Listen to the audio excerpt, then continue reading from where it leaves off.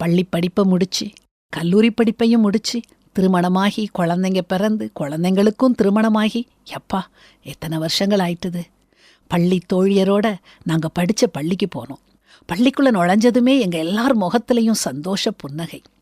பழைய வகுப்பறைகள், நாங்கள் ஏறி குதிச்ச கம்பி இல்லாத ஜன்னல்கள், விளையாட்டு மைதானம், அந்த பெரிய ஆலமரம், அதுக்கடியில் நாங்கள் உட்கார்ந்து சாப்பிட்ட தருணங்கள், மனசுக்குள்ள ஒரு பரவச உணர்வு.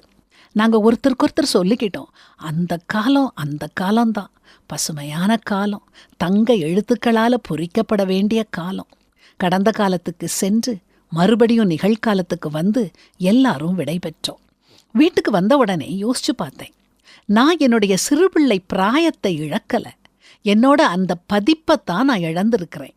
எதற்கெடுத்தாலும் மனம் விட்டு சிரித்தது, சந்தோஷமா கனவு கண்டது, எந்த பொறுப்பும் பணத்தொல்லையும் இல்லாமல் இருந்தது, இதைத்தான் இழந்திருக்கிறேன். நான் நாடி தேடுறது என் கடந்த காலத்தை இல்லை, அமைதியையும் சமாதானத்தையும். நம்மில் நிறைய பேர் அந்த காலத்தில் வாழ்க்கை எவ்வளவு எளிமையா லகுவா இருந்துச்சுதுன்னு சொல்கிறோம். நிகழ்காலம் அப்படி இல்லையேன்னு வருத்தப்படுறோம். ஒரு நல்ல நிகழ்காலத்தை உருவாக்க வேண்டிய விஷயங்களை நாம் செய்கிறதில்ல. அதுதான் பிரச்சனை. சிறு பிராயம் பொற்காலம் இல்லை. அந்த காலத்தில் நடந்த கரடுமுரடான பாதைகள் நம்ம ஞாபகத்தில் இல்லை, அவ்வளவுதான். நம்ம படித்த பள்ளிக்கூடத்தில் உட்கார்ந்து ஐயோ இந்த வாழ்க்கையை நம்ம தொலைச்சிட்டோமேன்னு வருந்த வேண்டாம். முன்னேறி செல்றது தான் வாழ்க்கை.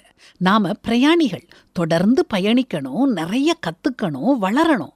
நம்மை வடிவமைச்ச இறந்த காலத்தை எண்ணி ஏங்காம நம்மை நிர்ணயிக்கிற நிகழ்காலத்தை நேசியுங்க. முந்தினவைகளை நினைக்க வேண்டாம், பூர்வமானவைகளை சிந்திக்க வேண்டாம். இதோ நான் புதிய காரியத்தை செய்கிறேன், இப்பொழுதே அது தோன்றும், நீங்கள் அதை அறியீர்களா? நான் வனாந்தரத்திலே வழியையும் அவாந்திர வெளியிலே ஆறுகளையும் உண்டாக்குவேன்னு ஆண்டவர் சொல்றாரு. ஆண்டவர் புதிய காரியத்தை செய்கிறாரு. அமைதியை கடந்த காலத்தில் தேடாதீங்க. இன்னைக்கு இப்போ ஆண்டவர் அமைதியை நம்ம மனசுக்குள்ள உண்டாக்குறாரு.